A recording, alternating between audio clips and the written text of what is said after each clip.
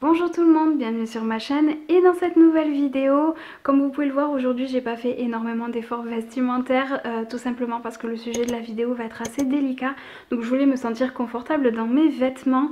Grâce à l'application TikTok j'ai parlé d'une particularité physique qui m'a longtemps complexée et qui maintenant est tout simplement devenue une fierté.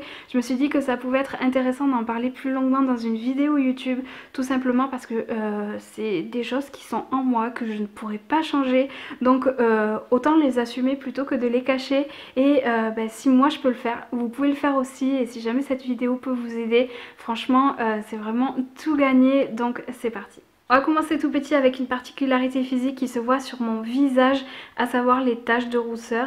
Alors il faut savoir que même si je suis brune, j'ai vraiment une peau de rousse, c'est-à-dire que si je m'expose moins de 10 minutes au soleil sans crème solaire, je finis rouge. Donc forcément à chaque nouvelle saison du printemps, j'ai les taches de rousseur qui apparaissent. Et au début, quand j'étais plus jeune, je trouvais ça vraiment très très moche. Vraiment, je détestais ça. Et en fait, maintenant quand je vois qu'on peut trouver des tutos sur comment faire des taches de rousseur, ça me fait rigoler.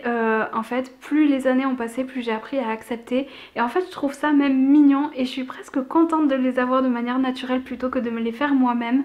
Donc voilà, c'est quand même assez anecdotique. Ma deuxième particularité physique, et je pense que ça sera la principale, c'est d'ailleurs elle que j'ai évoquée dans ma petite vidéo TikTok, c'est ma cambrure. Aussi longtemps que je me souvienne, j'ai toujours entendu dire ma mère de balancer mon bassin en arrière. Donc je pense que cette cambrure, je l'ai vraiment depuis toute petite.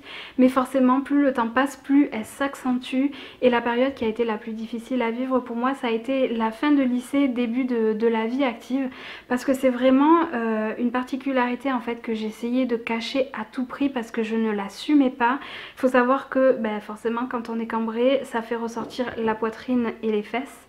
Donc déjà que j'ai quand même pas mal de formes, voilà, j'essayais de tout faire pour cacher tout ça parce que pour moi je trouvais ça horrible, c'était impossible de me regarder dans un miroir sans me dire c'est pas beau.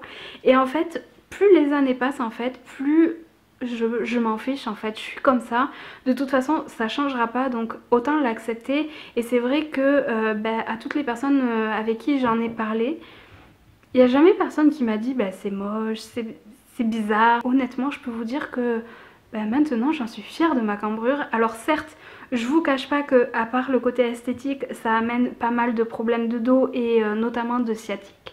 Je fais très souvent des sciatiques, mais le sport m'aide énormément justement à essayer de contrer ces problèmes là. Je suis en train de chercher mes mots, mais voilà, c'est vraiment un complexe qui m'a énormément travaillé à un moment donné, mais en fait maintenant j'en suis plutôt fière de ma cambrure et puis on est devenus meilleures amies maintenant. La prochaine particularité, je l'ai déjà un petit peu évoquée juste avant, mais elle concerne ma poitrine et à son fort développement on va dire. Au moment de la puberté, Dame Nature a été très généreuse avec moi sur ce niveau-là.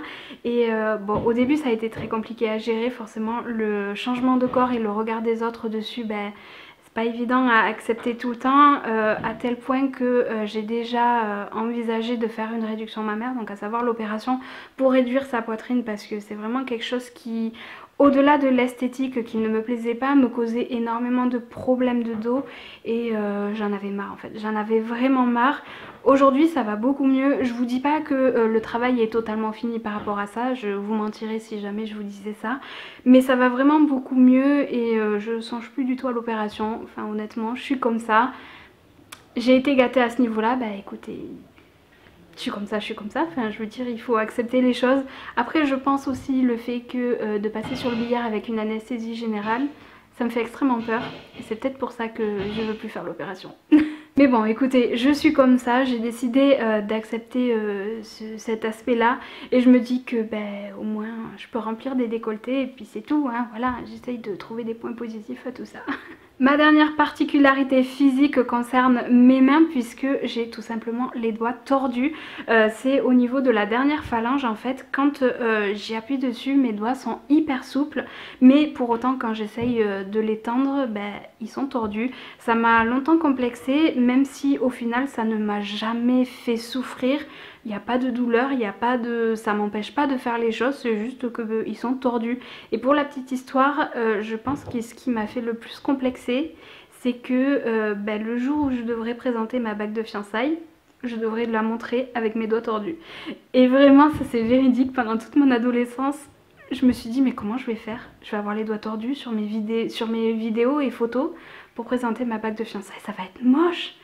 Et en fait voilà, ça m'a vraiment travaillé juste pour ça. Des fois ça tient pas à grand chose hein. Je vous avais dit que la vidéo d'aujourd'hui allait être assez délicate.